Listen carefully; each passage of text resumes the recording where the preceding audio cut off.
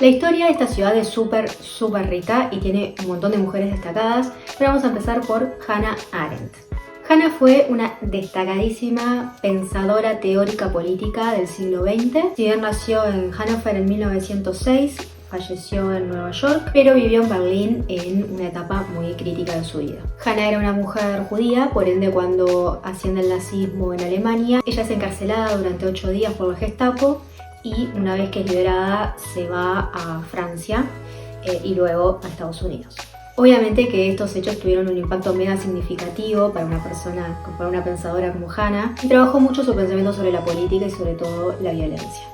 Uno de los conceptos más desarrollados por Arendt fue el de la banalidad del mal, un término que elaboró a partir del juicio que se le hizo al oficial nazi Adolf Eichmann, que estuvo involucrado en la logística del Holocausto y que además solito se encargó de organizar lo que llamó la solución final, que era este exterminio de los judíos en Polonia. El tema es que en ese juicio muchos trataban a Eichmann de hombre sádico, de violento, de esta figura del mal obvia.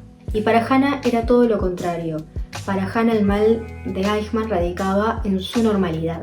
Él era un tipo obediente, que seguía órdenes, que estaba alineado a una ideología, pero no cuestionaba ni se paraba a pensar un segundo qué era lo que estaba haciendo. Obviamente que esto no lo hacía menos responsable, pero Hannah lo que plantea es esta cosa de que el mal no necesariamente radica en lo obvio, sino que a veces el mal puede venir disfrazado de administrativo. Hannah no lo justificaba, para ella Eichmann no merecía el perdón, porque aparte ella creía que para una persona ser perdonada tiene que haber arrepentimiento del otro lado y él no se arrepentía, por ende no merecía el perdón. También criticó fuertemente el totalitarismo, creó un escrito llamado Los orígenes del totalitarismo, donde ella expone que todos los regímenes totalitarios lo que hacen es despojar de humanidad al individuo para usarlos como meros instrumentos del Estado. Como ves, Hannah tuvo una vida intelectual muy activa. En Estados Unidos enseñó en la Universidad de Chicago y en la Universidad de Nueva York y generó miles y miles de debates. Además de sus libros, ¿qué puedes encontrar de Hannah en Berlín? Para empezar, puedes ir a la calle Hannah Arendt, que además vas a estar ahí en el Memorial del Holocausto Judío, porque es una de las calles que pasa por ahí. Estás más en plan investigación, puedes ir al archivo Hannah Arendt, que queda en la Academia de Artes de Berlín. Ahí vas a encontrar un montón de escritos, cartas y documentos. Podés visitar la Universidad de Humboldt, que fue donde ella estudió teología y filosofía. Frente a la universidad está la Bebelplatz, donde hoy está el monumento a los libros quemados. Esto representa la quema de libros que organizaron los nazis en el 33, donde hicieron una gran quema de libros que para ellos estaban prohibidos. Esto afectó mucho a Hannah Arendt y a sus colegas y a todos los pensadores de esa época. Y es hoy un lugar simbólico para reflexionar sobre la censura y sobre la persecución de ideas que sufrió la gente en esa época y que sigue pasando hoy. Pasamos a la señora Rosa de Luxemburgo, otra destacadísima figura política del siglo ya XIX, fines del siglo XIX, principios del siglo XX. Ella nació en marzo de 1871 en Polonia, pero falleció acá en Berlín el 15 de enero de 1919. El legado de Rosa es el legado de una mujer revolucionaria, feminista, luchadora de clases, defensora de la autodeterminación y la justicia social. Si nos situamos en la época, su pensamiento estaba fuertemente influido por el marxismo y ella contribuyó mucho al desarrollo de la idea marxista. También era muy crítica y muy analítica sobre él, como debe ser.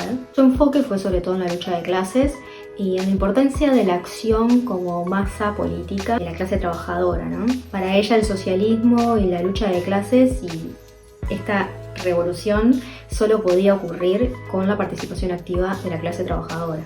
También fue una firme defensora de los derechos de la mujer, al punto que ella creía totalmente que la liberación de la mujer iba a ser la liberación de la humanidad, que para ella estaba ligado, la lucha feminista iba a ser una liberación mucho más profunda de lo que muchos imaginamos. Estamos hablando del principio del siglo XX. Obviamente que todas estas ideas van ligadas a una crítica total del imperialismo y el colonialismo. Ella estaba totalmente en contra de la explotación de los pueblos colonizados y estaba a favor de la autodeterminación e independencia de los pueblos. Junto a Clara Zetkin fue líder de lo que se llamó la Liga Espartaquista, una liga que surgió como una corriente del marxismo a fines de la Primera Guerra Mundial. El 1 de enero de 1919, la Liga Espartaquista se une a una lucha, no la comienza, sino que se une a una revolución que se llamó la Revolución Espartaquista, una revolución muy corta en Berlín, pero en la que Rosa no estaba convencida de participar. Para ella el movimiento todavía no tenía la adhesión suficiente de los trabajadores como para poder realizarla, pero se hizo igual.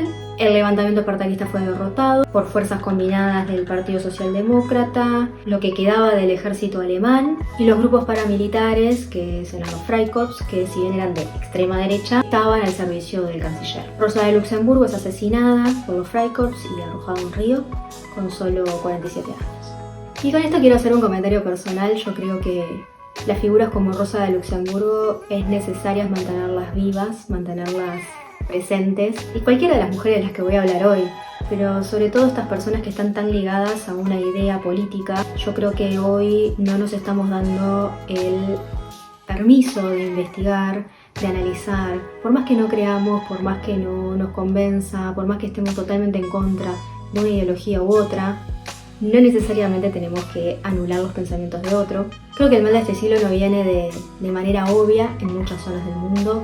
Sí, porque hay enfrentamientos armados directos o civiles.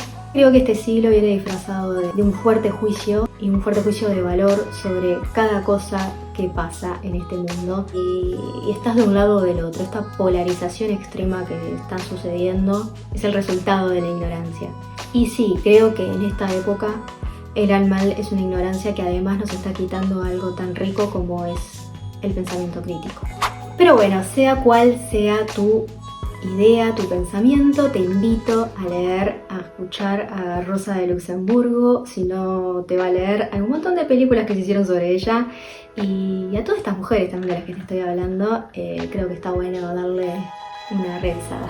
Me olvidaba que ver de Rosa de Luxemburgo en Berlín. Rosa de Luxemburgo también tiene su propia calle en Mitte, que además queda enfrente al cine Babylon Berlin, que también es muy recomendable. Un monumento en su honor en el parque del Palacio de Lichtenberg. También tenés, sí está, como te decía hoy en el plano más de la investigación, el archivo Rosa de Luxemburgo en Friedrichshain. Y ahora pasamos a otro sector, el sector artístico, y vamos a hablar de la gran Marlene Dietrich. Ella sí nació en Berlín, nació en 1901, más contemporánea a Hannah, y falleció en París en 1992. Es considerada una estrella icónica del cine alemán y del cine internacional. Fue una de las grandes divas de la Edad de Oro de Hollywood. La película que la catapultó fue El Ángel Azul en 1930. No querer este nombre. El director fue Joseph von Sternberg. Lo que llamaba la atención de Marlene era su estilo, porque para la época no era una mujer, obviamente que hacía estos papeles de mujer seductora y demás, pero tiene un estilo muy andrógino. Si pensamos en ella, seguro se nos viene a la cabeza esa imagen de smoking, galera, moñita. O sea, era un estilo muy masculino para la época. Y también marcó un poco lo que fue el estilo en la moda de las mujeres después en la posguerra, que era como este estilo de la mujer que tuvo que hacerse cargo del hogar y de la casa y de salir a trabajar mientras sus maridos estaban en la guerra. Además de actuar, cantaba y lo hacía en varios idiomas. Esto era algo muy común en la época. Y cuando el nazismo llega a Alemania, ella no estaba acá, estaba en Estados Unidos, pero decide no volver hasta básicamente que se vayan, y se declara totalmente en contra. Ella trabajó haciendo shows para las tropas, yendo al frente a visitar a las tropas, y finalmente en 1939 le dan la ciudadanía estadounidense. Ella continuó cantando y actuando como hasta los años 70. Su legado obviamente que sigue vivo en sus películas como una de las grandes divas del cine. ¿Qué películas puedes ver? Bueno, su gran debut, que fue El Ángel Azul. También puedes ver Expreso a Shanghái, o Testigo a Cargo, que es una película basada en la obra de Agatha Christie, que hizo con el actor austrohúngaro Billy Wilder. Es el Museo del Cine de Berlín, que aparte de ser un museo muy lindo, muy moderno y informativo, es donde vas a ver más cosas de ella directas, porque vas a ver vestuarios, set de maquillaje que usaba, vas a ver partes de sus películas, documentos, fotos. Está muy bueno, súper recomendable. Y te dejo acá un short que hice sobre ese museo.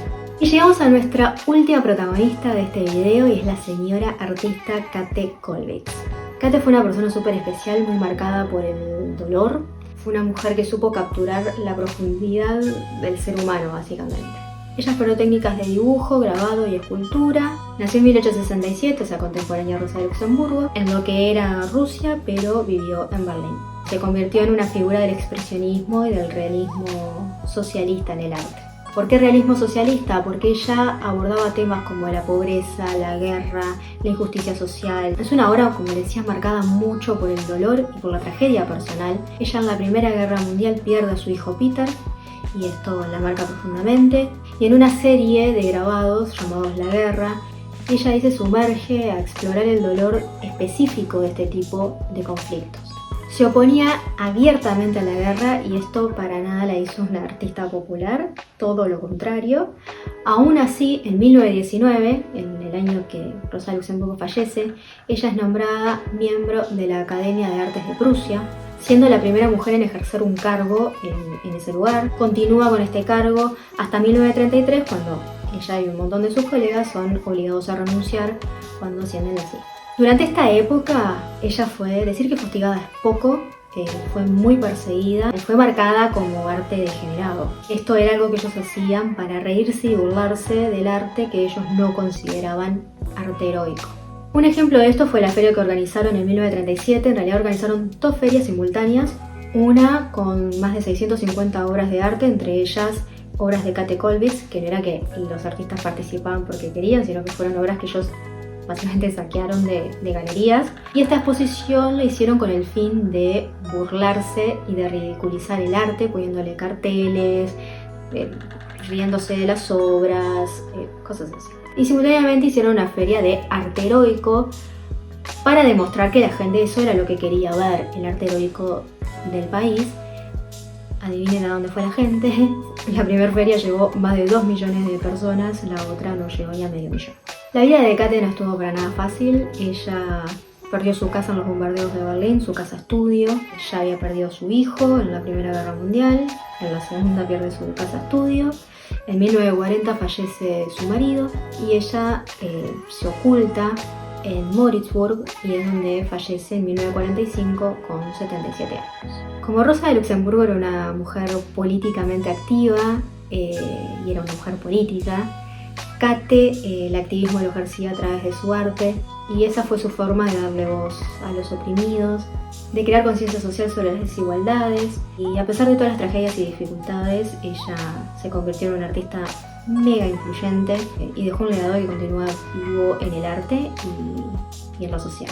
¿Qué puedes encontrar de Käthe en Berlín? Bueno, para empezar, puedes ir a su museo. Es un museo dedicado a Käthe Kollwitz, a su vida y obra. Este queda en Charlottenburg y bueno, es donde vas a poder profundizar en su vida. También podés pasar por donde estuvo su casa, que queda en una esquina del barrio Kollwitz, en Prenzlauer Berg. Como te dije, su casa fue bombardeada, pero ahora donde está esa casa hay un edificio nuevo con una placa que dice que ahí estuvo el hogar y estudio de Käthe Kollwitz. Esto queda frente a la plaza, la Kollwitzplatz, donde vas a encontrar una estatua de ella con su estilo.